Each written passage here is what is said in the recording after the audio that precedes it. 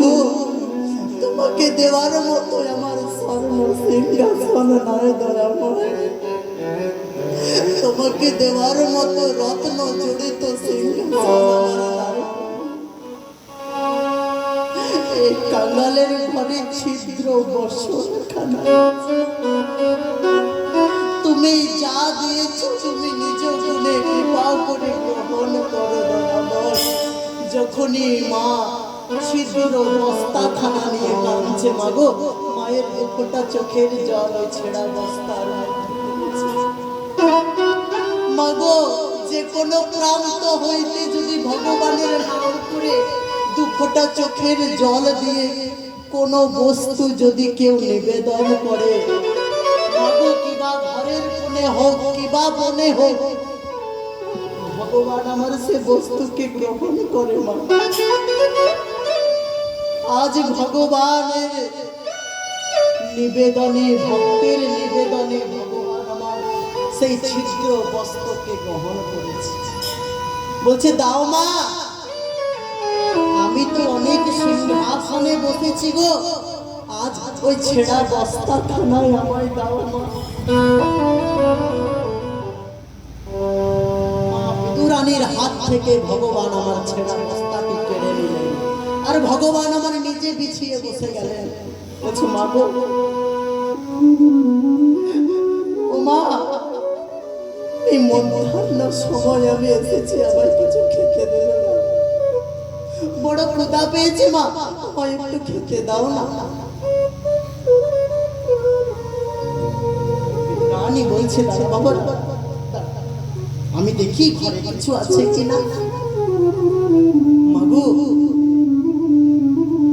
ঘরে সমগ্র স্থানে খুঁজে খুঁজে দেখলেন,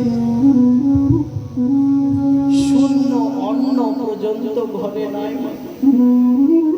কি দিয়ে আমার গোবিন্দকে সেবা দেবে জানো না, ঘরে খুঁজে কিছুই নাই।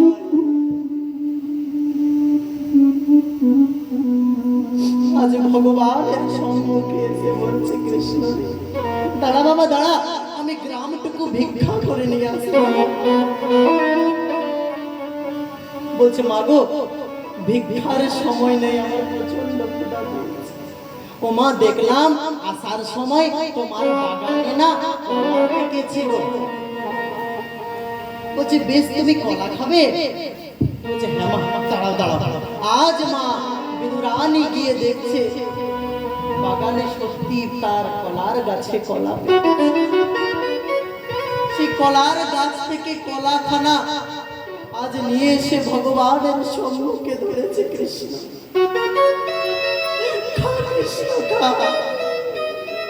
তোকে দেওয়ার মতো আমার কিছু নাই কৃষ্ণ।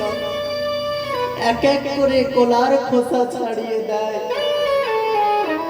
শ্বাস খানা ফেলে দেয়, আর খোসা খানা আমার ভগবানের বদলে তুলে দেয়।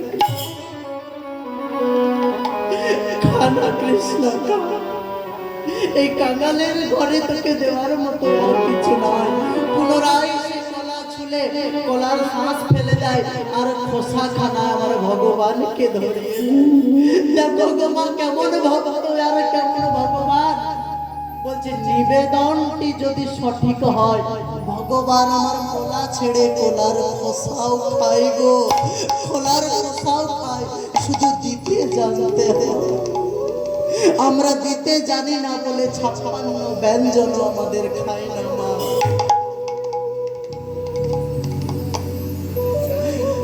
আজ এইভাবে যখন ভগবানকে সম্মুখে বসিয়ে সেবা দিচ্ছে, আজ বিদুর যখন স্নান করছে, গ্রামের মানুষ কি বিদুরকে খবর দিচ্ছে, বিদুর বিদুর তুমি স্নান করছো, দেখো তোমার বাড়িতে কৃষ্ণ এসেছে।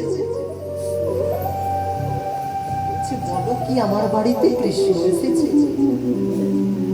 জানো বাবা বিদুর স্নান করছিল, স্নান করায় অবস্থায় বিদুর আজ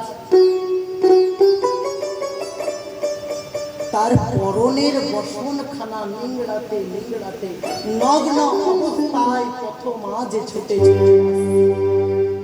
নগ্ন অবস্থায় ছুটে ছুটে আসছে, আর এসে বিদুরানীর এই কৃষ্ণ বিদুরানীকে বলছে, বিদুরানী তুমি কি পাগল হয়ে